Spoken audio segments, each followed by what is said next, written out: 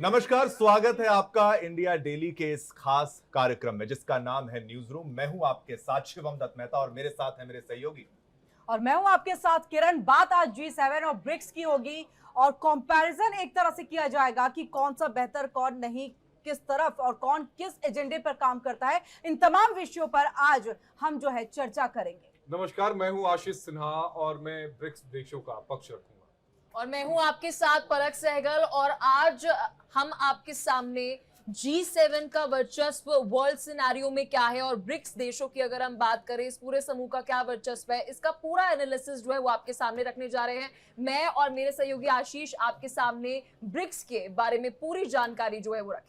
तो बिल्कुल ब्रिक्स की जानकारी आपको आशीष देंगी, पलक देंगी और साथ साथ में अगर आपको G7 के बारे में जानना है तो मैं शिवम दत्त मेहता और मेरे साथ किरण जो है हम G7 की बात करेंगे। देखिए, दुनिया जो है वो कई गुटों में बटी हुई है। आप इसको मानिए, स्वीकारिए या ना स्वीकारिए, और ये महाशक्तियां जब एक साथ आती हैं तो वर्ल्ड डिप्लोमेसी, कूटनीति और दुनिया में क्या घट रहा है या आगे क्या घटेगा, आर्थिक दृष्टिकोण से, सामरिक दृष्टिकोण से और डिफेंस सेक्टर, हर सेक्टर की अगर बात की जाए तो दो धड़ों में, कई धड़ों में कहा जा सकता है, कई गुटों में देश बटा हुआ है, दुनिया बटी हुई है। तो G7 की अगर मैं बात करूं, मेरे साथ किरण भी है, G7 दुनिया के सबसे ताकतवर देशों का समूह है। या यूं कहें शिवम कि वो दादागिरी करता है। बिल्कुल, जो जिसके पास शक्ति है, शक्ति वाला ही दादागिरी कर सकता है। जिसके पास शक्ति है, शक्ति की पूजा होती है। और ये हमें समझना चाहिए। और संभवतः ब्रिक्स भी उसी दिशा में बढ़ता हुआ है, नहीं, क्योंकि प्रयास वो भी है, अब देखिए प्रयास भारतीय है। अर्थव्यवस्था है, अपने आप को बेहतर बनाने की दिशा में वो भी काम कर रहे हैं। नहीं, ब्रिक्स की जो उत्पत्ति हुई थी वो ट्रेड को लेकर हुई थी, इस बात को समझना होगा। ब्रिक्स कभी भी दादागिरी नहीं करना चाहता था। नहीं, फिर 2009 चाइना को हटा देना चाहिए उसे, दादागिरी अगर आप कह रहे हैं। 2009 में जब नहीं, चाइना सबसे बड़ा इंपोर्टर है, अगर आप एक्सपोर्टर है, एक्सपोर्ट अगर आप बात करिए तो आप उसको कैसे नहीं व्यापार में रखें। नहीं तो दादागिरी की बात आ रही है तो चाइना दादागिरी G7 की कर लेते हैं। मैं अभी एक G7 में एक बयान आया डोनाल्ड ट्रंप साहब का, अब आपके भीतर कितनी ज्यादा साठगांठ है वो उसका मैं कह देता हूँ। वो कह रहे हैं कि फ्रांस के जो राष्ट्रपति हैं मैक्रो साहब, मैं उनकी बात से सहमत नहीं हूं। दरअसल चर्चा इस बात पर हुई कि ईरान और इजराइल के बीच में जो जंग चल रही है उसे सीज फायर करवाया जाए। ट्रंप साहब ये कहते हैं कि जो हम सीज फायर नहीं कराएंगे, अपना विमान पकड़ते हैं, अमेरिका जाते हैं, कहते हैं जाओ बाकी 6 देश अपना मीटिंग कर लो। अब अगर आप कहेंगे ट्रंप सीज फायर नहीं चाहते हैं तो ट्रंप एकमात्र ऐसे व्यक्ति हैं। अब मैं बार बार इस बात को कहता हूं, अगर डोनाल्ड ट्रंप का काल होता, उनका शासन काल होता रूस यूक्रेन युद्ध में भी, तो भी वो युद्ध नहीं होता। 23% जीडीपी है, पूरे अंतरराष्ट्रीय। अगर हम समुदाय की बात करें अमेरिका की, इसलिए दादागिरी कर रहे हैं। देखिए, अब उसके पास शक्ति है, उसके पास आर्थिक दृष्टिकोण से संपन्न है, इसीलिए तो वो महाशक्ति कहलाता है। देखिए, इसीलिए ब्रिक्स मुल्क अपनी करेंसी लाना पहले ताकि डॉलर के इस दबदबे को यही तो आशीष, यही तो बात है यहाँ पर कि वो करें? उसी तरह से बढ़ते हुए अर्थव्यवस्था में शामिल है, किरण, अपने आप को महाशक्ति बनाने के लिए कर रहे बात हैं। ये है, पहले मेरी छोटी सी बात आप समझिए कि एक साथ आप आएंगे कैसे। आप बात करते हैं ब्रिक्स में Brazil, Russia, India, China, south Africa, ठीक है। चाइना यहाँ पर दादागिरी की शुरुआत आपने की थी, मैंने नहीं की थी। चाइना यहाँ पर मेन है, पूरा एपिसेंटर कह लीजिए चाइना है। चाइना से क्या भारत की बनती है, हमें हमेशा उनसे क्लैशेज रहे हैं। साउथ अफ्रीका की बात करें तो चाइना के वेस्टेड इंटरेस्ट हैं। रशिया हमारे साथ है, लेकिन रशिया क्या हमारे साथ तब होता है जब चाइना का मामला आता है। तो ब्रिक्स इतना एकजुट नहीं है जितना वो नजर आता है। प्रधानमंत्री नरेंद्र मोदी को नजर भी नहीं आता, शिवम नजर भी नहीं आता। अभी चाइना का भी फिलहाल का ही देख लीजिए, ऑटो सेक्टर में हुआ करता था। जिस तरह से आपने फ्रांस का जिक्र किया कि फ्रांस की, अरे फ्रांस का क्या, अरे वो पलक आज की वो तस्वीरें आपने देखी, इजराइल तक की निंदा पलक देखिए, पलक एक चीज, सीज फायर की बात तो खुद ट्रंप करते हैं। जो बात आशीष ने की सीज फायर का, वो तो ट्रंप खुद भी करते हैं कि युद्ध विराम होना चाहिए। प्रचार किया था तब से वही राग लाप रहे कि जब मेरी जैसी सरकार बनेगी भाई मैं जंग रुकवा दूंगा। वो तो भाई जंग बढ़वा रहे हैं और अमेरिका तो कैसे जंग बढ़वा रहे हैं? उन्होंने ईरान से बात की, ईरान मान ही नहीं रहा है, ईरान मान नहीं रहा है। अब देखिए G7 से साझा बयान आ गया ना, G7 से साझा बयान आ गया ना। को खत्म करने के नहीं, लिए G7 ब्रिक्स की से जरूरत है। G7 से साझा बयान आ गया ना। डॉलर का विकल्प क्या बना लिया? ब्रिक्स हम बनाएंगे, कैसे हम अपनी बनाएंगे? करेंसी आप लगाएंगे। इस बार की सुनिए, मीटिंग में ब्रिक्स में ये तय हो जाएगा। आपके स्टेटमेंट में करेंगे, होगा, अरे देखेंगे, देखा जाएगा। सोचेंगे, ये हुआ तय नहीं हो है। चुका है। हुआ नहीं पिछली है। मीटिंग में तय हो चुका है। बहुत कुछ तय हो कि चुका है, ब्रिक्स हुआ में कुछ नहीं। जो है वो अपनी करेंसी लेकर आएंगे But- और डॉलर के लेकिन देश आशीष, को मैं आपको थोड़ा सा बात ये सरल होती भाषा है में समझाता कि हूँ। ब्रिक्स सिर्फ अपने बारे में सोच रहा है और अमेरिका जैसे देश जो है वेस्टर्न, अगर आप पूरा वर्चस्व देखेंगे कि हम खुद बढ़ेंगे और किसी और हम को वसुधैव बढ़ने नहीं कुटुंबकम देंगे। की बात करते हैं। अरे ये दादागिरी की वसुधैव बात कुटुंबकम करते की हैं। बात केवल भारत करता है, चाइना नहीं करता। कुटुंबकम में देखिए चाइना नहीं G7 करता। नहीं और ब्रिक्स के G7 सारे ने इसका मुल्क एग्जांपल दिया है। G7 ने इसका एग्जांपल दिया है कि देखिए इनकी बैठक हुई कनाडा में और यहाँ पर भारत उसके अलावे अन्य देशों को भी जो है उसमें आप एक गेस्ट सीधी के सी तौर बात पर करें, बुलाया देखिए, गया। तो ये अगर- वसुधैव अगर कुटुंबकम इजराइल वहां दिखता है, अपनी ब्रिक्स में नहीं आत्मरक्षा दिखा। के लिए, ब्रिक्स डिफेंस में आप के मुझे लिए- चलिए ब्रिक्स के सम्मेलन में मुझे बताइए किन देशों को बुलाया गया एज ए गेस्ट?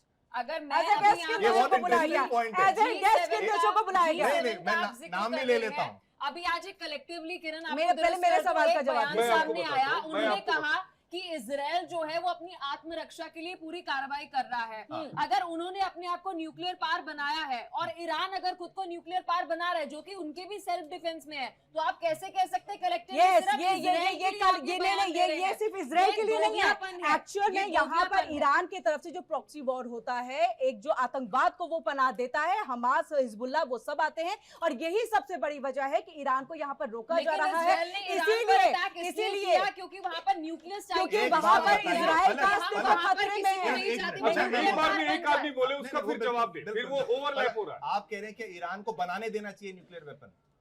मैं ये कह रही जहाँ हूँ बात कि ब्रिक्स और इजराइल G7 की हो रही है, मैं यहाँ पर जो आज कलेक्टिवली इजराइल को लेकर बयान सामने आया है, आपने ईरान के ऊपर जो वहां पर अटैक हो रहा है उसको तो नजरअंदाज कर दिया।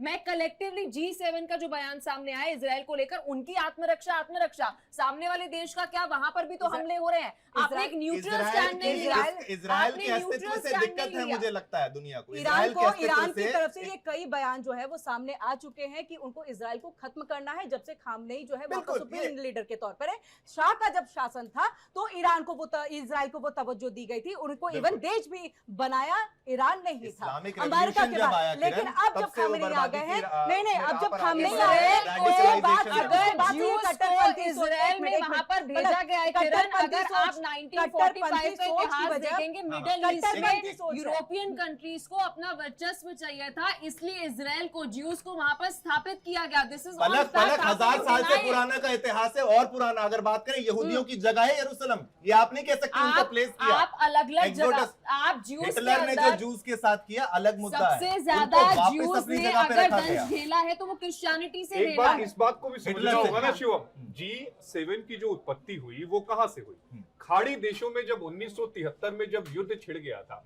जो इजराइल है वो मिस्र पर उसने हमला कर दिया था, दूसरे तमाम खाड़ी देशों पर उसने हमला कर लिया था। OPEC। तब उस समय जितने भी ये सऊदिया के मुल्क थे जो तेल का निर्यात करते OPEC थे, countries। ओपेक कंट्रीज जो है, उन्होंने ये ठान लिया कि हम इनको जो फ्यूल है वो सप्लाई नहीं करेंगे। उसके बाद इन्होंने अपनी पूरी जो संगठन था उस संगठन को बनाया। शुरुआत में 6 कंट्रीज थे, बाद में 7वीं कंट्री को लेता आया गया, तो टोटल G7 जो थे वो बन गए। रशिया को भी लाए थे, रशिया को लेकर G8 आए थे, और अब तो स्टेटमेंट आ रहा है कि शायद हम G6 में हो नहीं जाए। नहीं नहीं, वो अब पॉसिबल नहीं होगा। वो पॉसिबल इसलिए नहीं होगा क्योंकि जो यूरोपियन कंट्रीज हैं वो बहुत ज्यादा हावी हैं G7 पे। अगर 4 यूरोपियन कंट्रीज की हम बात कर लें, चाहे आप फ्रांस की बात कर लीजिए, चाहे इटली की बात कर लीजिए, चाहे ब्रिटेन की बात कर लीजिए, इनका साफ तौर पर करना है कि रशिया ने 2014 में जो क्रीमिया पर कब्जा किया था, उसके बाद क्रीमिया हटाया, जो था उसके वो बाद रूस का है, वो यूरोपियन संघ का हिस्सा था, तो इसलिए वो कभी भी रशिया को लेकर आने नहीं देंगे। लेकिन बात मैं इसलिए कह रहा हूं कि यहां पर अमेरिका की दादागिरी और डॉलर की दादागिरी का खत्म होना जरूरी है। उसके पीछे मैं रीजन बता देता हूं, उसके बाद फिर आप अपनी बात करिएगा। अगर आप कभी भी अंतरराष्ट्रीय आप बाजार को देखें तो डॉलर में के हिसाब से ही वो ट्रेंड करता है। जितनी भी हमारी आयात निर्यात जो होते हैं वो डॉलर के हिसाब से होते हैं। लेकिन ब्रिक्स कंट्री ने क्या किया कि उसका एक निजात निकाला। ब्रिक्स कंट्रीज जो होती हैं वो जितने भी सामान को एक्सपोर्ट करती हैं या फिर इंपोर्ट करती हैं वो अपनी करेंसी में करती हैं। इस बात की जानकारी अगर मैं आपको बताऊं कि अगर हम रशिया से पेट्रोल खरीदते हैं या क्रूड ऑयल खरीदते हैं तो हम उसको रुपए में भुगतान करते हैं। तो ये जो ट्रेंड एक सेटर था डॉलर, आप कभी देखिए कि शुरुआत में 1970 के पहले डॉलर अगर ₹1 अगर हम बात करें तो डॉलर में बहुत ज्यादा गैप नहीं था रुपए और डॉलर के बीच में, लेकिन ये गैप बढ़ता गया क्योंकि डॉलर जो है वो ट्रेंड सिरता गया।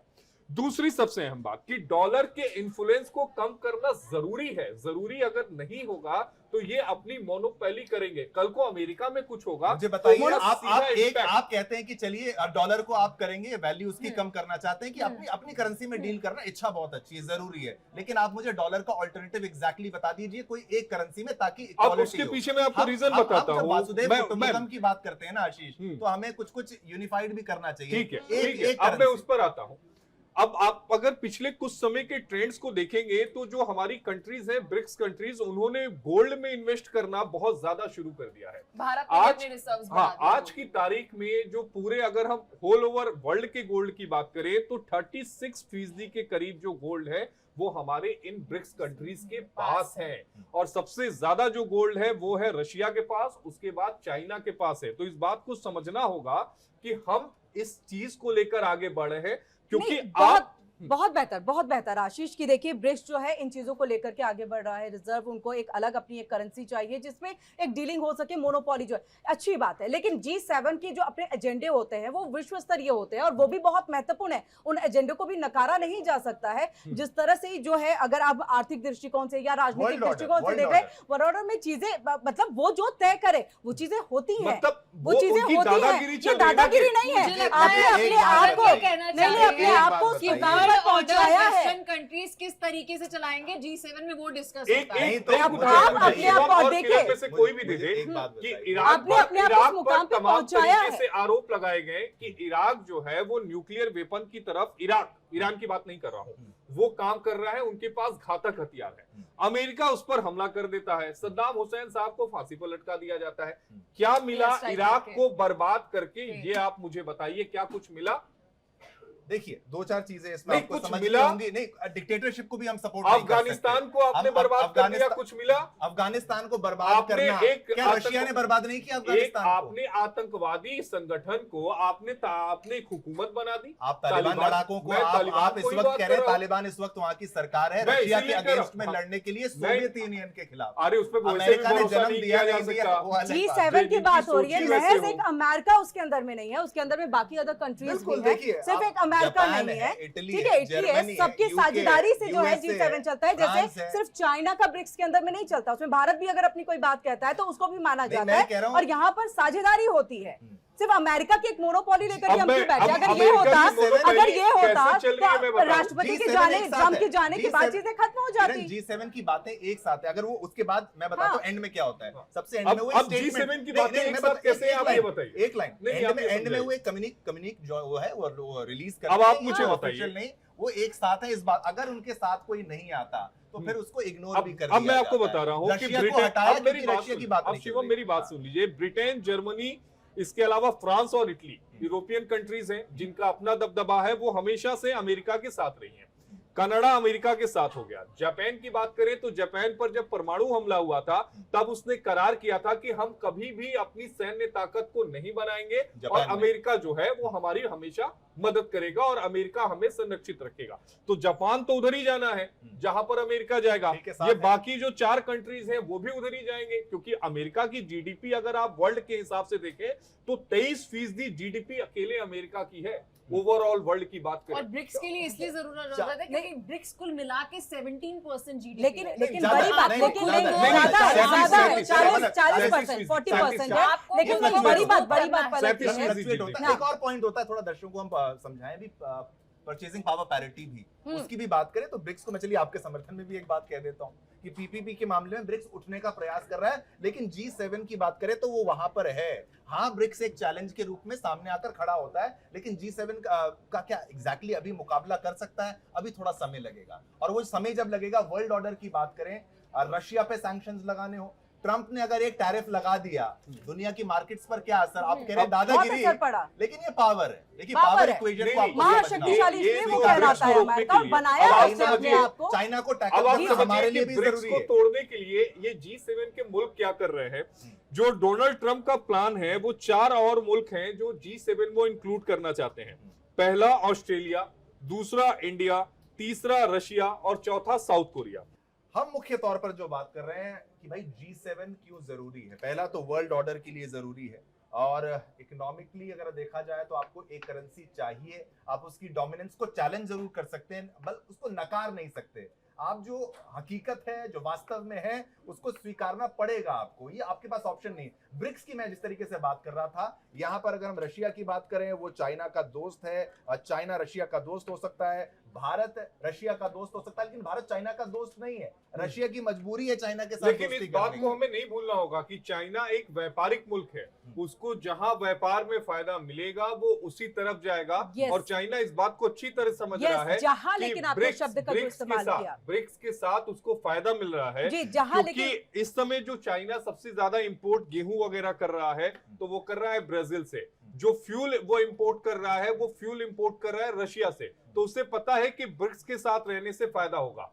G7 का हिस्सा चाइना कभी नहीं बनेगा और अमेरिका उसे बनने भी नहीं देगा, तो उसके पास इकलौता विकल्प है। लेकिन जो आशीष, देखिए आपने यहाँ पर चाइना की बात की, आपने जहां उसको फायदा मिलेगा, देखिए उसको भारत के साथ है वो ब्रिक्स में, लेकिन अगर फायदा नहीं मिलेगा वो ब्रिक्स के साथ नहीं रहेगा, वो अपने साथ है, वो अपना फायदा देखेगा। ऐसे में आप कैसे फिर आगे लेकर के चल सकते हैं? आपको सपोर्ट, एक साझा आपको योजना बना करके चलनी होगी। आप सिर्फ अपना फायदा देख करके ब्रिक्स को कहेंगे कि हम इसको G7 के बराबर ला करके खड़ा कर दे, या हम अमेरिका की मोनोपोली को खत्म कर दे, तो ये तो पॉसिबल ही नहीं है। आपको खुद के अपने, इसीलिए ब्रिक्स करेंसी जो है वो लाई जा रही है, वो इसीलिए ब्रिक्स करेंसी लाई जा रही है कि अमेरिका के मोनोपोली को कम करना, अपने संगठन को और ज्यादा मजबूत करना। क्योंकि 23 ऐसे और जो बात आशीष हाँ। कह रहे हैं और आप लोग कह रहे हैं, इस पर अपने देश का एक एग्जांपल लेकर चलते हैं कि किस तरीके से अमेरिका अपनी मोनोपोली, अपनी एक सुपर पावर होने की दादागिरी, जो हम बार बार वर्ड यूज कर रहे हैं, अपने देश पर एग्जांपल लेते हैं। 2018 में ईरान से हमारी एक डील थी जिसमें हम डिस्काउंटेड को प्राइस जो है वो रहता था कुछ परसेंटेज में, कि अगर वो दूसरे देश को इतने ऑयल प्राइस पर दे रहे हैं, हमें उससे कुछ कंसेशन के ऊपर हमें ऑयल प्राइस पर देते थे। अब बीच में एंटर होता है बिकॉज ऑयल प्रोडक्शन में अगर हम अलग अलग कंट्रीज की बात करें तो US is also at the top. तो यूएस ने इंडिया को बोला कि आप ये जो डील है इसको खत्म कीजिए। फिर हमने उस डील को 2018 के बाद शिफ्ट किया। 11 बिलियन से ज्यादा लॉस हमें 2018 के ये बाद कब की बात है? ये कब की बात है? मैं आपको नहीं, ये कब की बात है? क्योंकि ये उस वक्त की बात है जब भारत कई चीजों से जूझ रहा था। लेकिन अब जब रशिया के साथ ऑयल लेने को मना किया गया, अमेरिका ने, नाटो देशों ने, देश ने नहीं माना, भारत ने नहीं माना। ये आपका भारत, ये आपकी ताकत है, ये आपका भारत है। और देखिए यहाँ पर नहीं, आप जो मोनोपोली की बात करेंगे, ये ब्रिक्स की नहीं है, ये ब्रिक्स की ताकत नहीं है, ये भारत की अपनी अकेले की ताकत है, ये भारत की अपनी ताकत है, इसमें ब्रिक्स की ताकत नहीं है, ब्रिक्स की ताकत नहीं है, ये भारत की ताकत है, भारत की ताकत है। कि हम, हमारी जो रणनीति है, हमारी जो डिप्लोमेसी है, हमारे जो फैसले हैं, वो यूरोपियन लेवल पर नहीं चलेंगे। ब्रिक्स की ताकत होती, अगर ब्रिक्स की ताकत होती तो जो पाकिस्तान के साथ अभी वॉर हुआ उसमें चाइना जो है हमारे सपोर्ट में होता नहीं है। दैट मींस वो ब्रिक्स की नहीं, वो भारत की खुद की ताकत है जो वो रशिया के साथ खड़ा रहा। स्टिल आज भी वो न्यूट्रल है। जो अभी ईरान और इजराइल के बीच में लड़ाई चल रही है उसमें भी वो न्यूट्रल है। तो ये खुद की भारत की अपनी कूटनीतिक जीत है, इसमें ब्रिक्स का कोई कनेक्शन नहीं है। ब्रिक्स की बात करें तो चाइना कभी हमारे साथ, चाइना की तरफ से खुल के स्टेटमेंट हाँ, आया है कि वो तो मतलब ईरान के साथ है, वो चाइना तो कभी ईरान के हमारे साथ आया है। है। ईरान के साथ नहीं है, वो कह रहे हैं कि हम इसकी निंदा करते हैं और इजराइल की तरफ से देखिए चाइना की बात को तो आप मान ही नहीं सकते। चाइना तो आज साथ कहता है, कल अगेंस्ट में रहता है। ये हमने पाकिस्तान के साथ भी देखा है कि हम आतंकवाद का सपोर्ट नहीं करते हैं, फिर आतंकवाद का सपोर्ट करने के लिए पाकिस्तान को जो है आतंकवाद पर एक मैं पॉइंट रखता हूं कि अगर हम चाइना की बात करते हैं, चाइना ने हमारा साथ कब दिया? हम बात कर रहे हैं ब्रिक्स एक साथ आएगा, इकोनॉमी की बात करते हैं, एक साथ लेके आगे बढ़ेगा। टेररिज्म में क्या साथ देगा हमारा? हम जब किसी को ग्लोबल टेररिस्ट डेजिग्नेट करना चाहते हैं तो चाइना वीटो पावर का इस्तेमाल कर लेता है। वो हेल्प करता है क्या हमारी? आगे करेगा? शिवम, आप ट्रेन में बैठे होंगे, जब ट्रेन में आप बैठते हैं तो ट्रेन तुरंत रफ्तार नहीं पकड़ती, टाइम लगता है, टेक्स टाइम। इतना इससे ट्रेन से अच्छा मैं हवाई जहाज पकड़ के ना निकल जाऊं। G7 एक हवाई जहाज है, मैं डिनाई करूंगा। G7 हवाई जहाज है और चाइना जो रणनीति अपना रहा है, भारत की जरूरत ही G7 को आगे बढ़ती एक है। बहुत बड़ी एग्जांपल आशीष ने दी, बहुत बड़ी एग्जांपल दिया। ये कह रहे हैं आप ट्रेन में बैठेंगे टाइम लगता है, अब ट्रेन में यात्री भी ज्यादा आते हैं, ट्रेन चलती भी धीरे है, और प्लेन में यात्री कम आते हैं, प्लेन चलता भी तेज है, प्लेन में बैठते भी। लेकिन बोलना आजकल नहीं प्लेन चाहूंगा। में बैठना, नहीं, नहीं, ऐसा आजकल नहीं, प्लेन में उस बैठना, example से- आजकल प्लेन उस में बैठना example सही से- नहीं है। नहीं, वो ऐसा थोड़ा तो सा ट्रेन हादसों गलत में हो कई हो जाएगा। चुके हैं। बैठिए। ये अलग बात ब्रिक्स है। एक ट्रेन है, ब्रिक्स एक ट्रेन है, G7 एक कमर्शियल प्लेन है, एक पैसेंजर प्लेन है जो कि बहुत तेज जा रहा है, उन्नत है। आप पे पॉपुलेशन का प्रेशर नहीं है, आपके पास इनकम ज्यादा है, पीपीपी आपकी ज्यादा है, जीडीपी आपकी ज्यादा है। आप अगर कोई रेवेन्यू इकट्ठा करते हैं तो कम लोगों में बांटना है। भारत चाइना की बात की जाए तो बहुत ज्यादा बांटना है। हम आगे बढ़ रहे हैं लेकिन बोझ भी बहुत ज्यादा इस है। बात को भी इसी के समझना साथ, होगा इसी कि के ब्रिक्स साथ। की जो जीडीपी है वो 23% है, एक्सपोर्ट में अंतरराष्ट्रीय स्तर पर 25% से लेकिन ज्यादा कितने लोगों में जिम्मेदारी बढ़ है। रही है? अब देखना ये होगा कि जो ब्रिक्स ये कह रही है कि हम अपनी करेंसी लेकर आते हैं, वो करेंसी कब तक आती है, और क्या डॉलर का जो दबदबा है वो खत्म होता है या नहीं, और सबसे अहम बात कि क्या G7 G10 या फिर G11 बनता है या नहीं। आज के इस खास एपिसोड में इतना ही। हम कल फिर आपके साथ रूबरू होंगे एक नए विशेष के साथ, एक नए टॉपिक के साथ, और हम अपनी बातों को आपके साथ साझा करेंगे। अभी दीजिए हमें इजाजत। नमस्कार।